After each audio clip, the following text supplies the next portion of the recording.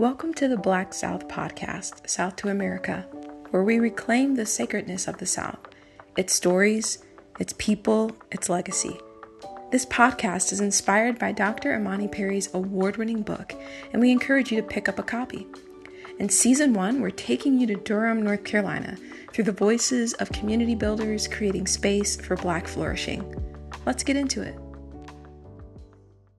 Well, Dr. Keith Daniel, thank you so much for being willing to meet with us. It's such a pleasure to have you on. Well, thank you. I'm honored, and especially this being your, I guess, inaugural podcast season. So blessings with that, and hopefully I can offer some good aspects of experience life here where I am. So let's kick off just asking you the question: what is the story of Keith Daniel? Oh boy, you got to give me a time on that, bro. Well, given I know the heart of your heart ministry, Black South, my story does begin in Durham, North Carolina. Multiple generations of my family, going back to like my third great grandfather. When he was emancipated, he was able to buy some land and planted a church there, and built some homes, and then several generations. My mother's born here in Durham, graduates high school, and ends up moving up to Washington, D.C., where I was born in 1968. So, my story is story of, being rooted in Durham from the time of, even before I can remember as a child. My parents would send me to Durham for the summers, and I stayed in the homes of grandparents, aunts, uncles. Again, my father's from Durham as well. My parents actually connected up in the DC area. They went to the same high school. My mother was my class or two behind my dad. And they ended up meeting at the Pentagon or seeing each other again. They knew each other. It's a kind of interesting love story there that I'll skip over a little bit just for the interest of time. But suffice it to say, they had me as their only child. And I was fortunate to be raised in DC and be socialized mostly in Black spaces, all Black spaces, with a few encounters with white teachers, but went to a predominantly Black high school, and then got admitted to Duke. And so Duke was coming home for me. It wasn't a strange place. I was fortunate enough to play football, and walked on the football team, got a full scholarship. So my dreams came true for athletically, and then academically. It was an amazing place. In the late 80s, when I was going there wasn't too much like racial strife or tension going on. And we had a deep bond of the Black community in college. And so actually this year is my 35th anniversary. I graduated in 1990. And it's going to be exciting because we just had a really great bond of that class. So my early adulthood years with Durham and Duke, the DC community, still at my high school. I'm the co-chair of Archbishop Carroll High School. Still indelibly marked by that experience of Black men, a little over 100 Black men who graduated together and fought together, and some have died already, and some of them, imprisoned. Just the reality of growing up in the urban setting. And married 31 years this past December. My wife's also from DC. We have 2 children. My son is in grad school at Duke. Of course, I'm proud about that. He's a joint degree master's student, and my daughter has a master's already as well. She finished at Meredith in industrial organization psychology. So, deeply rooted in education, and believe that, as one pastor likes to say, the greatest threat to white supremacy is Black knowledge and wisdom. Excited to be doing work with NC Central. As I mentioned, when we came on the podcast, I have 2 interns from NC Central. I've got a legacy of family who went to NC Central as well. Obviously, because not until 1963 could Blacks even go to Duke. So the HBCU community looms large for me.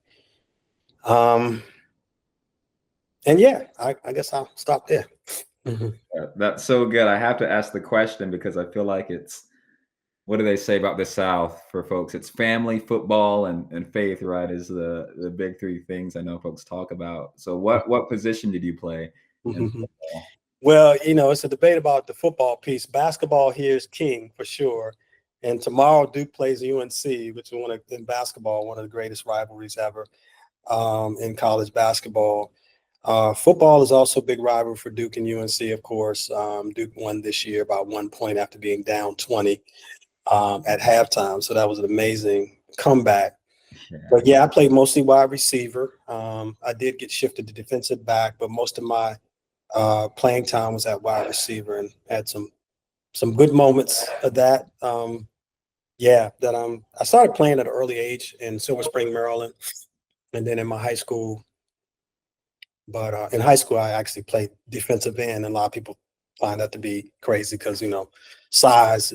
There's no way anybody my size plays that. But by God's grace, that was what the chance I got to play in college was at wide receiver. Yeah. And now it's a huge jump from there when you first came back to Duke or back to Durham as a returner. I know you and I have talked about as Black Southwoods reverse migrate. And I know through Christian Community Development Association, the Association of Christians who do community development work, that they use that word relocation. That brought you back to Durham. And now you're in Resilient Ventures. So talk to us a little bit about Resilient Ventures and the work that you do and how you found yourself in that space. Yeah, so we're a committed capital fund in what's called the venture capital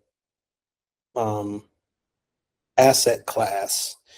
And we are committed to getting capital to Black founders who have scalable businesses. And if we can't write the check, then we're trying to make introductions and get them into, further along with the support, the ecosystem support the entrepreneurs need.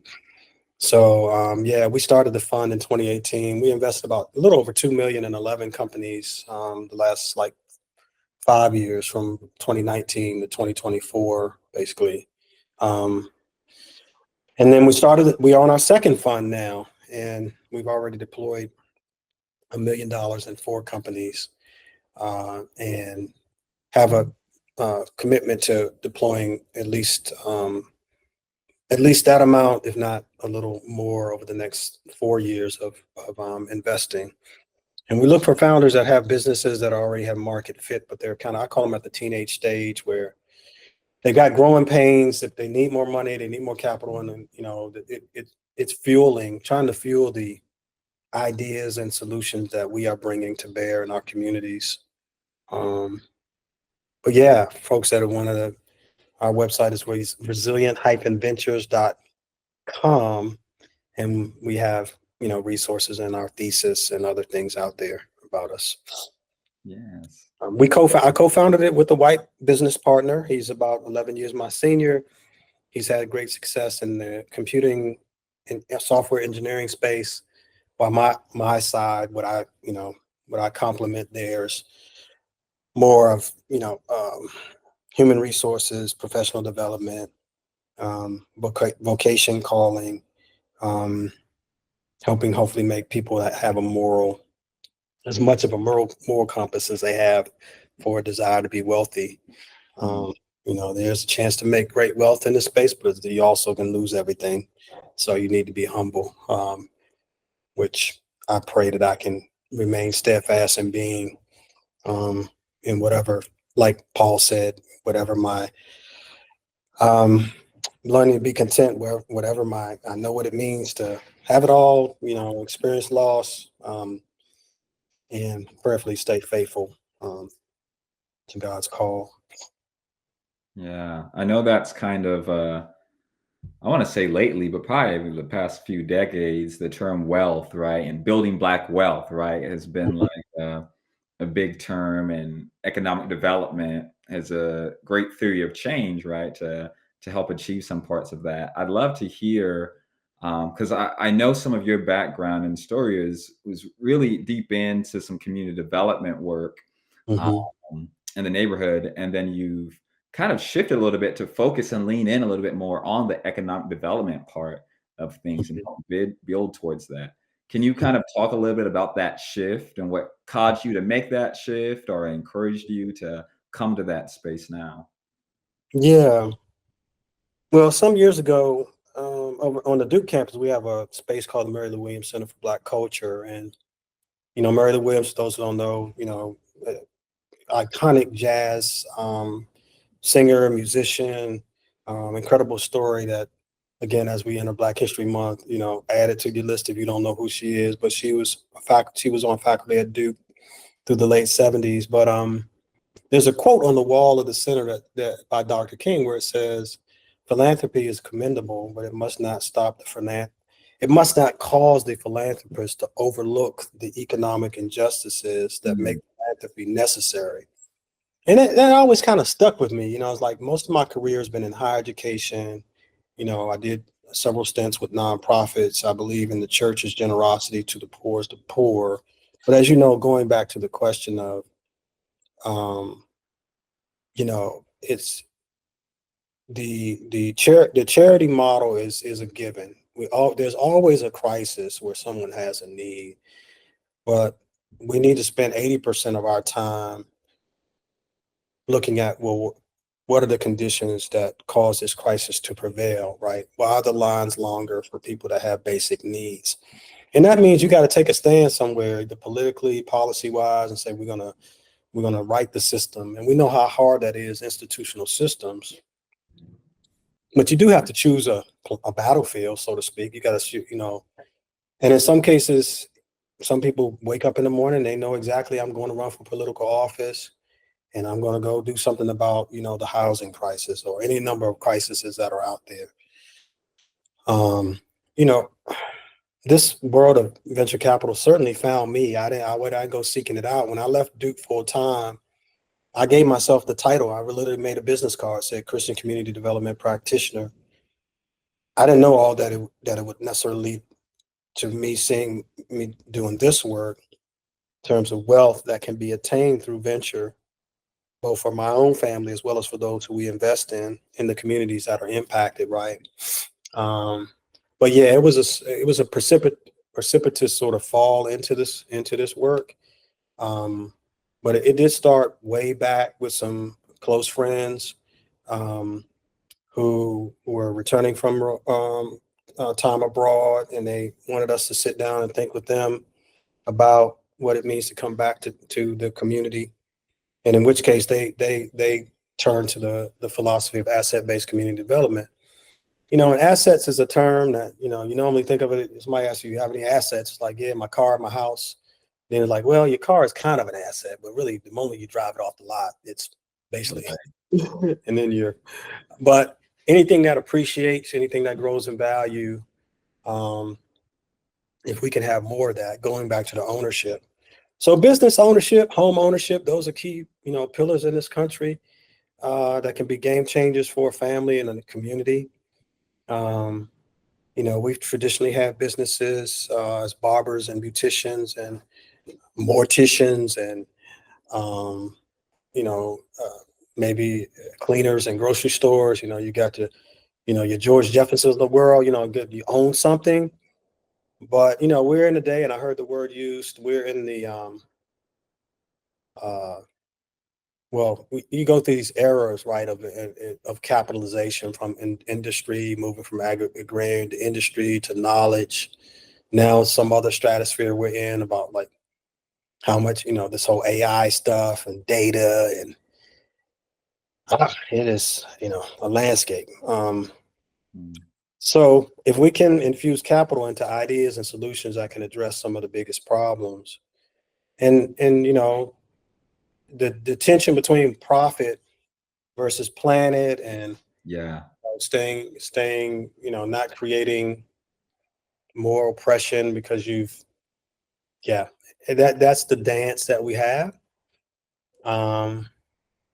I don't try to overthink because I can't, like, God, you've opened the door for me, that I believe it's your hand, that you've given me this much responsibility for multiple millions of mostly other people's money. I want to do right by that. I've got people around me who I know want to do right by it, and they'll hold us accountable. But it is definitely a waking up, realizing, God, if as I've always known, if you're not in this, I'm way in trouble. So yeah, prayer, devotion, reflection, time away, all the practices that we're supposed to do in Christian community, and brothers like yourself, people like yourself, where we're not living in some fantasy land. Yeah. Yeah.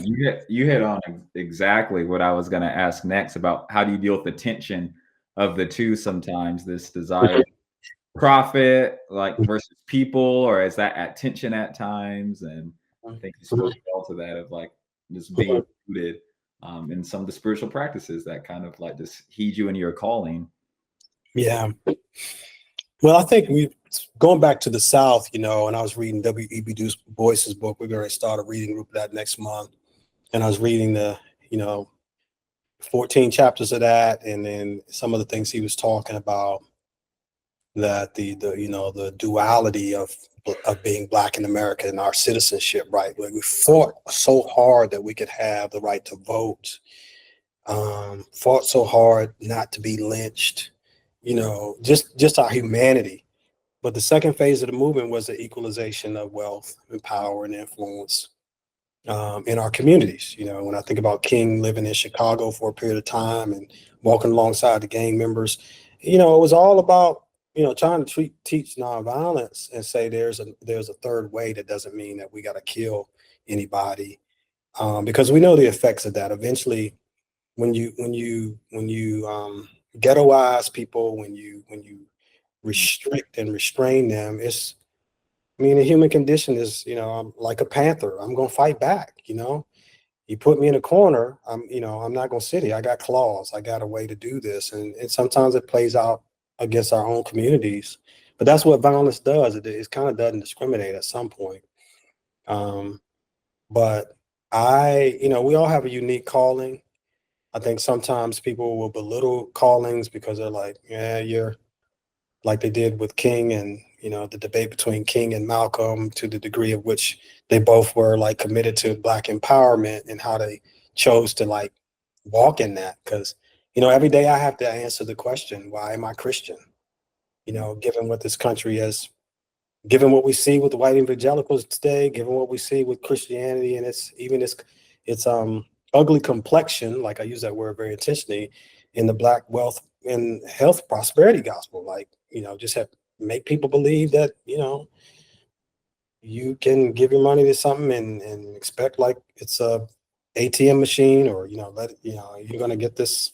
No. So there's a lot of work that has to be done, whatever your calling is. I couldn't stand behind. When I went to divinity school, I didn't go with an aspiration to preach behind the pulpit and pastor a church in the traditional sense. There was something in me that was curious because I'd seen the harm that churches can do with preaching messages that are, without substance, that don't, challenge the way people think about their life and making a living and that sort of thing. But, the person who gets up and goes to work to clean our streets and our communities, um, keep our environment beautiful. Like I have a sister here who, and I need to confess that I don't know her name, and that's not like me. For the people who care for our buildings and such, and I'm gonna make a point. But this sister, she has a calling on her life, and it's to clean our building. Venture capital, it's a role that God's given me. I don't look at it. I do make some choices about who I'm around in this venture capital space, which means that a lot of times I'm negotiating if I'm going to go into a space of all white men or let my partner do that, a business partner. So I'm still managing that, what it means to stay close to my community and not, disaffected by the segregated realities of our space. And so, yeah, long way to your question, but it is a daily warring of the spirit and of the natural life of what it means to suddenly be in a position to make double what I made when I was working in higher education and philanthropy. And so, sorry, I put my phone on I guess airplane mode, they still can get the calls through. So I must need to do something else. Oh, you're good. But yeah, so yeah, that's part of that real tension, you know, and it's very humbling, right? Um, and I accept that's a part of the Christian walk. It's like humbling, humiliation, um, you know, being reminded that there are a lot of paradoxes and contradictions to certain things. Hmm. Kind of through that journey then, and then entering the calling you're at now, how is it that you would define wealth, um, maybe personally, but then Mhm, also, do you have a belief of how wealth should be defined, um, mhm, in general? mhm. Yeah, well, you know, that's an easy one for me. Again, I've been able to. I'll be 57 this year. Um, Raised in the Black church, I know what it looks like to feel like people would say I didn't know I was poor. You know, when I tell my kids I grew up in the hood, even though I took them there, they don't believe it because they've seen nothing but, you know, the village, and of course they've seen all of Duke. I mean, when they were growing up, that's all they saw. So they only knew me from this like place of privilege and like this big university and, you know, et cetera, et cetera. But I'm rooted in the reality that, you know, we survive because of a community, our wellness. And some people, you know, my mother even said it the other day. She said, Keith, because it was almost like there was this during the political era, there was a Black person who said we had it better in Jim Crow or something like that. Said something ridiculous about it was better because our family Yeesh. together and stuff like that. But you know, like a lot of things, there was a smidgen of truth in this notion of, you know, when we lived in our communities and our neighborhoods, and the doctor and the lawyers and my Sunday school teachers, we all were like together there. Yeah. You know, even the wino or the person who didn't have anything, I mean, people knew his name and, you know, treated him humanely, you know, maybe gave him something. You know, it wasn't a sense of like we weren't connected, you know, that sense of mutuality. And that's wealth, man. That's when you got a community, you got a tribe, you know, even if you don't have much, but everybody makes sure that nobody has more than enough, nobody has too little, you know. You feel like you can go next door, borrow a cup of sugar when you're out. You know, those little humane things, that's wealth. It's all in community and genuine community. You know, it happens sometimes when obviously the fires in the West Coast or flooding, and that's happened in the mountains and in the West here, North Carolina. People realize, hey man, I ain't no way I'm gonna get by and survive if I ain't got a neighbor who can come over here and help do something. That's So good. that's wealth ultimately. Um, Health is the next thing. I mean, obviously, if you're not well, health wise, that's going to limit your ability to make a living for yourself and your family. The money, you know, money comes in there third or fourth after that. Somewhere, I mean, again, we need it. There is you know, you can barter. You know, back in the day, you didn't have to have. Hey, I got this, you got that. We can get Yeah. by together. Yeah. But we live in a capitalistic system, so I know you got to be able to make a living wage. Hopefully, you don't have to be overworked because that's going to lead to poor health. Yeah. But for me, it starts with genuine community. If you have that, the church was that at one point, right? Place where we can come organize, come feel like we are somebody, dress up, you know, be recognized for our humanity. That's kind of not so much today. I mean, it's still there to a degree, but there's been a great loss of people's belief in you know, the church as a core part of wealth or wellness. But that's kind of my answer. Mm, that's so good. The last thing I want to kind of talk about and focus on Mhm. is the folks that you serve and work with through Resilient Ventures. Mhm. Um, what would you say right now is the biggest barrier and point of pain, you feel like for Black founders right now that you work with? And then Mhm. also, where is the beauty at? And where has there been some beautiful stories Mhm. that have happened as well? And so the pain and beauty. Yeah, yeah. Well, as you know, the statistics for you know, having a successful business are not great. They're baseball numbers, as they say. Again, a sport that I didn't grow up playing, but I know enough to mean that in a lot of swings at bat, not everybody has the privilege to miss a bunch of times. You may get one good swing at a business opportunity, and then if that doesn't work, it's not like you got more money to go talk to a rich uncle to say, "Here, let me try again." The playing field is still not fair for us. It's just not. And now we have a country that wants to double down on dismissing access, diverse access, more access to more diversity. Equity is a term that they want to throw out now. Again, it's another financial term that if we can get y'all to stop talking about, because equity is about ownership. So we don't want you talking about equity. Cut that out. That means you're going to own more than we want you to own.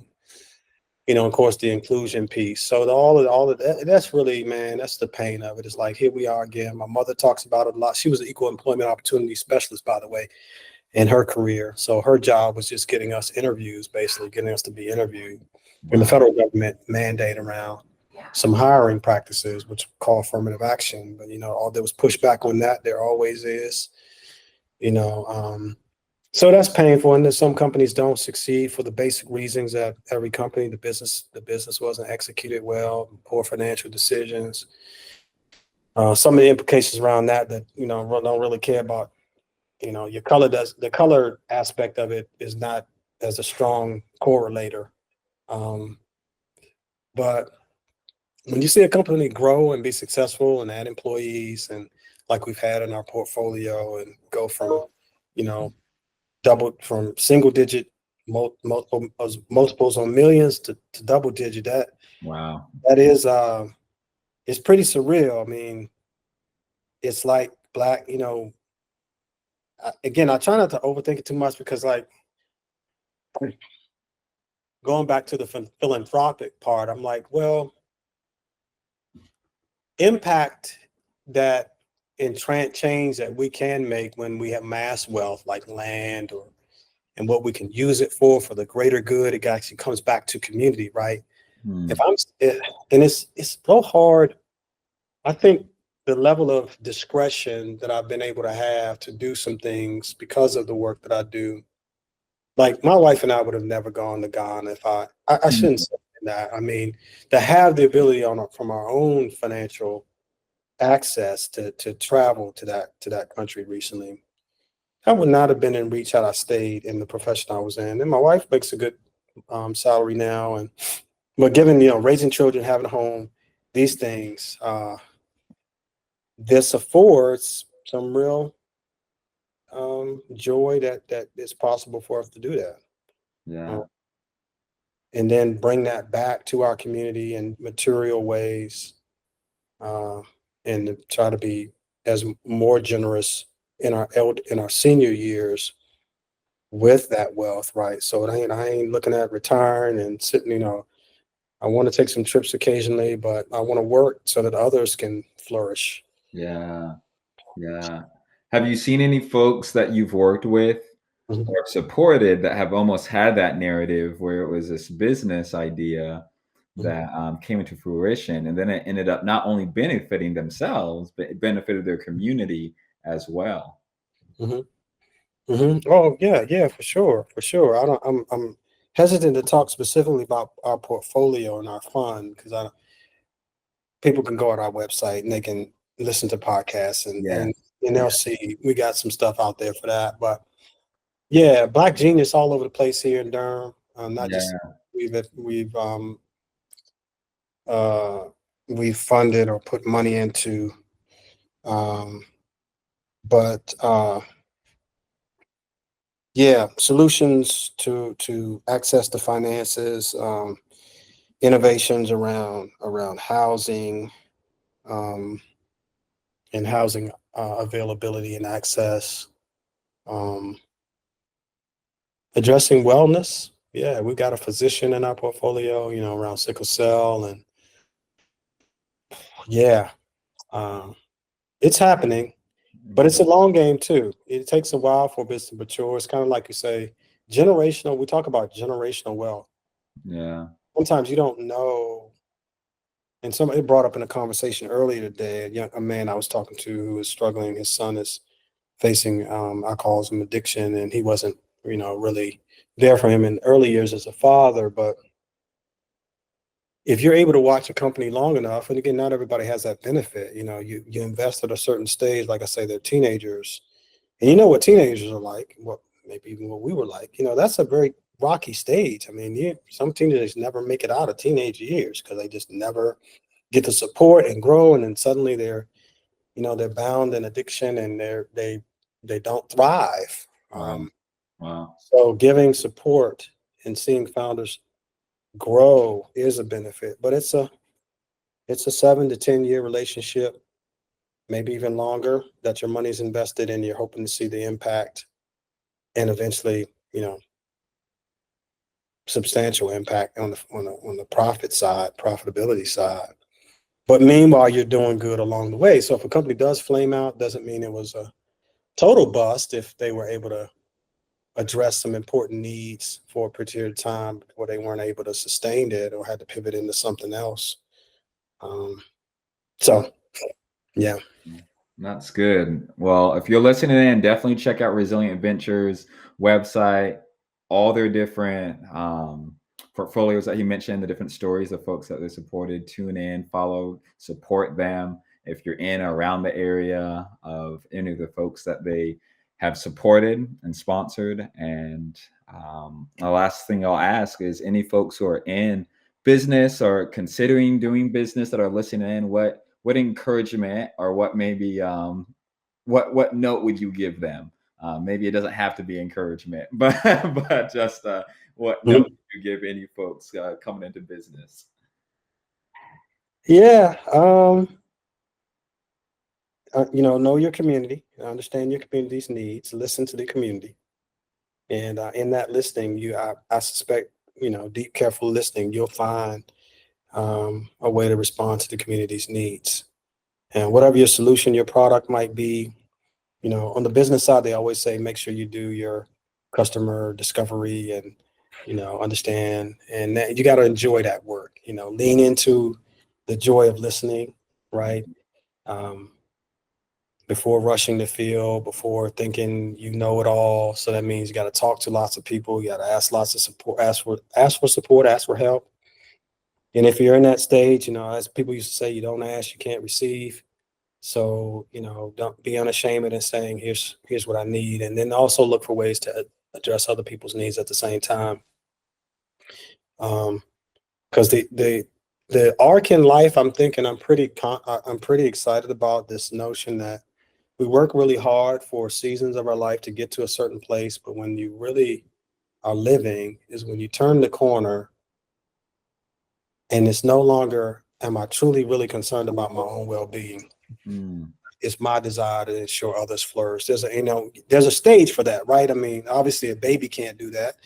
Teenagers can't really do that, or they think they might. Yeah. You get through a certain period of life, and you start to really, life is really more about the Good Samaritan story. I see somebody that has a need, I won't let certain barriers, if God calls, as God calls, use my resources, contact the innkeeper, contact the nurse, can we connect to bridge, to make people whole? And the more I think about that and your transition here to Durham, and I think about the desires of your heart and this podcast and things, I mean, that's kind of what we want to be about, the community flourishing, right? Yeah. If you're not flourishing, and Yeah. I'm not flourishing, even if my individual state might be, social economic state might be a certain way. So the pain and the ache for that hopefully can drive the product or business or solution that you're doing, and it'll be a better place. Yeah. Yeah. So good. I think there was someone from NC Idea. I can't remember his name right now, but I got to connect with him. I'm so mad I can't remember his name. But he has talked about how he teaches a course on like the entrepreneurial mindset and how that just benefits people. You're talking about Alan. You're talking about Alan. Yeah. He's a great guy. And I think everything you said almost is similar to that. It reminds me, I think, from listening to the community, towards getting yourself to a space, but then also to be able to be a blessing to others, Mhm. benefiting others, is also not just a great business Mhm. understanding, but also just what it means to be human. And I think a good way to live this thing called life. And so Mhm. I think that's so good. Amen. Amen. Yes. Well, Dr. Keith, thank you so much. It is again such an honor to have you on. It Yeah, means thank so you. much to connect with you. I know when my wife and I, when we had dinner with you last, she's like, "Man, I felt like I was sitting with my uncle. Like he's just like family." And so appreciate Yeah. what you mean to us as we come in to Durham and make this big transition. Amen. Well, bless you, brother. Bless you. Yeah, I can call you nephew. Yeah, that fits. Nah, but nah, y'all are blessing, man. Praying for y'all in all transitions and everything. And thanks for having me on. You know, means a lot to me, as much to me as well. Yes. Well, thank you so much. You All have a right. That's a wrap for this episode of the Black South podcast, South to America. Before we go, here's an excerpt from Imani Perry's book. I am American. That means something to me. Some common ground with others of this soil, even as the country feels irredeemably racist and maybe not worth saving. It is what Du Bois calls a two-ness, two warring souls, black yet American. You face it in its most raw truth below the Mason-Dixon line. To be an American is to be infused with the plantation South, with its black vernacular, its insurgency, and also its brutal masculinity, its worship of whiteness, its expulsion and its massacres, its self-defeating stinginess and unapologetic pride. If this speaks to you, grab a copy of her book and visit blksouth.org for more meaningful reflections. You can follow us on social media at blksouth. To help others find this podcast, leave a review, subscribe, share, and stay tuned for more stories from the South.